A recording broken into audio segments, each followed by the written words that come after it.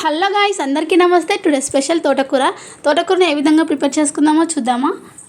నేనైతే ముందుగా దీనికోసం కొద్దిగా నూనె పోసుకొని గిన్నె పెట్టుకొని నూనె పోసుకున్నా. ఈ విధంగా జీలకర్ర ఆవాలు వేసేసుకున్నా అండి.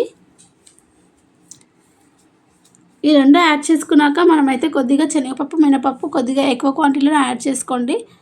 అన్నం తింటే పళ్ళకు తగులుతూ టేస్ట్ అనేది బాగుంటుందండి. మనం ఈ టైంలో ముందుగా కట్ చేసి పెట్టుకున్న పచ్చిమిర్చి ఆనియన్ కూడా యాడ్ చేసుకోవాలి. ఈ విధంగా యాడ్ చేసుకొని సాల్ట్ అయితే యాడ్ చేసుకోవద్దండి. మనము ఆనియన్స్ వేసుకున్నాక ఒకసారి అయితే కలిపేసుకుందాం. ఆనియన్స్ అనేవి ఎక్కువగా ఫ్రై చేయాల్సిన అవసరం లేదండి, నార్మల్గా ఫ్రై అయితే సరిపోతుంది. మనం ముందుగా ఇంతకుముందు 2 కట్టలు తీసుకున్నాం కదా, అది చిన్న చిన్నగా కట్ చేసుకొని ఫ్రెష్గా కడిగి పక్కకు పెట్టుకోవాలండి. తూట్లున్న గిన్నెలో వేసుకుంటే తొందరగా నీళ్ళు అనేవి రాలిపోతాయి. ఈ విధంగా బాగా కలిపేసుకుందాం. ఒక 60% ఫ్రై అయితే సరిపోతుందండి. అప్పుడప్పుడు మూత పెడుతూ తీస్తూ కలుపుతూ ఉండాలి. అలా అయితే తొందరగా ఫ్రై అవుతాయి.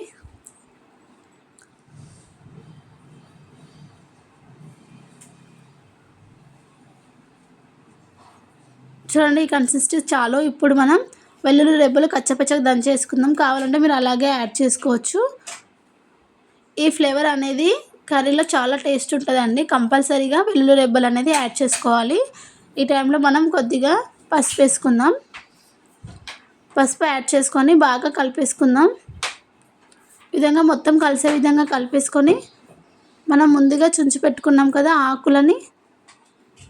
తోటకూర ఆకులని శుభ్రంగా కడిగేసుకొని సైడ్కి అయితే పెట్టుకున్నానండి. నేను ఈ ఆకులని వాటర్లో మొత్తం పిండేసుకొని పోపులో యాడ్ చేసుకోవాలండి.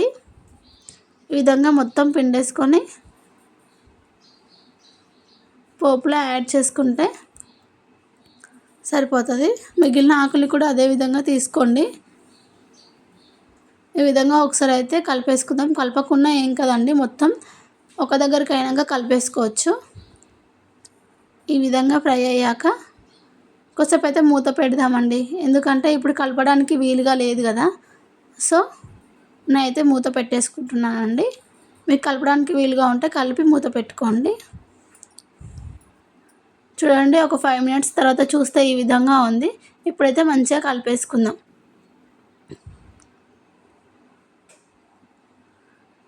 ఈ విధంగా ఆయిల్లో ఫ్రై అయ్యాక లాస్ట్ చివరిలో సాల్ట్ యాడ్ చేసుకుంటే సరిపోతుందండి. ఫస్ట్ సాల్ట్ యాడ్ చేసుకున్నాం అనుకో వాటర్ వచ్చేస్తాయి. ఈ విధంగా బాగా కలిపేసుకోవాలండి. ఒకవేళ మీ దగ్గర ఎండుమిర్చి లేకుంటే ఈ టైంలో కారం వేసుకోవాలి.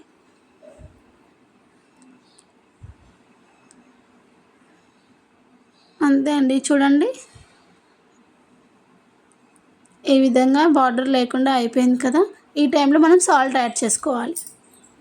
సాల్ట్ కారం ఈ టైంలో యాడ్ చేసుకోవాలి. నేను కారం అయితే మొత్తం స్కిప్ చేస్తున్నాను అండి. ఎండుమిర్చి పచ్చిమిర్చి వేసుకున్నా కదా. మీకు కావాలంటే కారం యాడ్ చేసుకోండి. లైట్గా పడుతుందండి, ఎక్కువ కారం పట్టదు ఆకుకూరలలో. ఈ విధంగా బాగా కలిపేసుకొని ఇప్పుడు వాటర్ అనేది వచ్చేస్తాయి.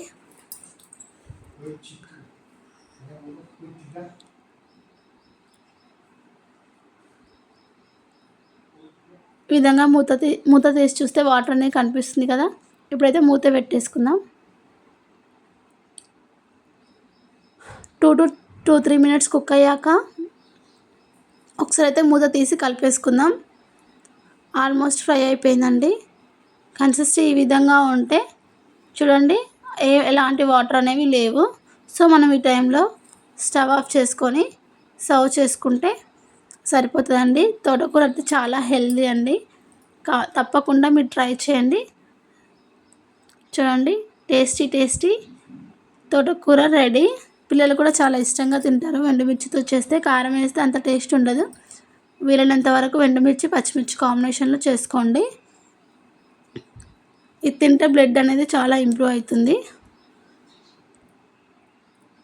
తప్పకుండా మీరు కూడా ట్రై చేసుకోండి. ఓకేనా? ఏమైనా తప్పులు ఉంటే కామెంట్ బాక్స్లో కామెంట్ చేయండి. Thank you for watching. Please subscribe to my channel.